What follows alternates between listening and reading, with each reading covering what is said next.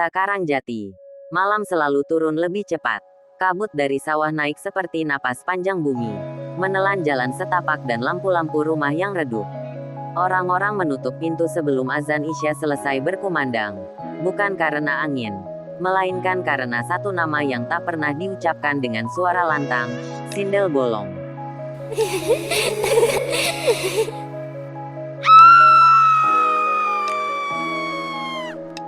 Laras kembali ke desa itu setelah 20 tahun pergi.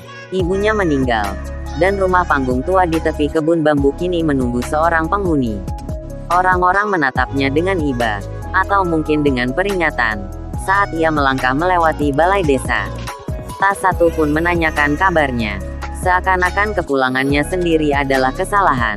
Malam pertama, Laras mendengar suara, bukan langkah kaki, melainkan kain yang diseret perlahan. Serur, serur, suara itu datang dari belakang rumah. Dari kebun bambu yang berdesir meski angin tak bertiup. Ia menahan napas, mengintip lewat celah jendela. Tak ada siapa-siapa, hanya bayangan bambu yang bergetar seperti tulang.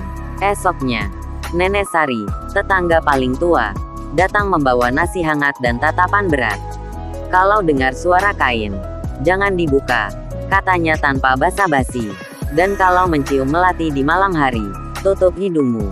Itu bukan bunga. Laras tertawa kecil, menutupi kegelisahan. Cerita lama. Nek, Nenek Sari menatap punggung Laras lama sekali, seolah mencari sesuatu. Cerita lama sering pulang ke rumah lama, jawabnya. Hari-hari berlalu, Laras membersihkan rumah, menemukan peti kayu berdebu di loteng. Di dalamnya ada kain putih kusam, kebaya lusuh, dan sebuah cermin kecil retak. Di balik kain, terselip catatan ibunya, maafkan aku. Jangan bangunkan yang tertidur di kebun bambu. Malam ketujuh, hujan turun tanpa suara. Bau melati memenuhi rumah, menusuk hidung. Lampu padam, suara kain itu kembali. Lebih dekat, di ambang pintu. Laras ingat pesan Nenek Sari, tapi tangannya sudah gemetar di gagang. Pintu terbuka sendiri, di bawah cahaya bulan yang tersaring hujan. Berdiri seorang perempuan berkebaya putih. Rambutnya panjang menutup wajah, kulitnya pucat, seolah tak pernah disentuh matahari. Perempuan itu menunduk, lalu berbalik pelan. Di punggungnya menganga sebuah lubang besar, gelap, seperti malam yang disobek. Dari sana, angin dingin mengalir, membawa bisikan yang membuat gigi Laras beradu. Aku pulang, kata perempuan itu. Suaranya seperti air di dasar sumur. Laras terjatuh, kenangan yang bukan miliknya menyambar. Seorang gadis muda dipermalukan, janji yang dipatahkan, darah di kebun bambu, tangis bayi yang tak sempat melihat dunia. Dan seorang perempuan lain, ibunya, yang memilih diam, mengubur rahasia bersama bambu. Aku tak tahu. Laras terisak. Perempuan itu mendekat, rambutnya terbelah, memperlihatkan wajah yang cantik dan retak oleh duka.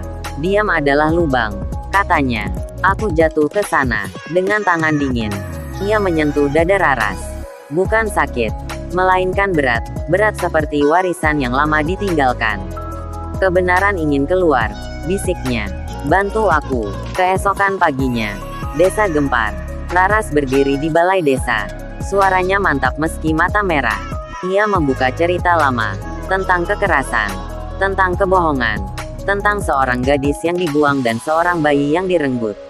Nama-nama disebut, tangis pecah, diam runtuh. Malam berikutnya, kebun bambu sunyi.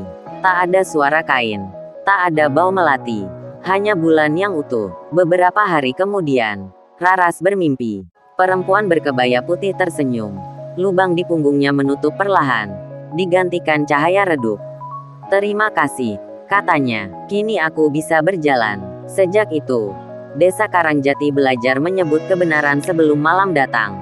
Dan Laras, setiap kali melewati kebun bambu, menunduk hormat pada luka yang akhirnya didengar.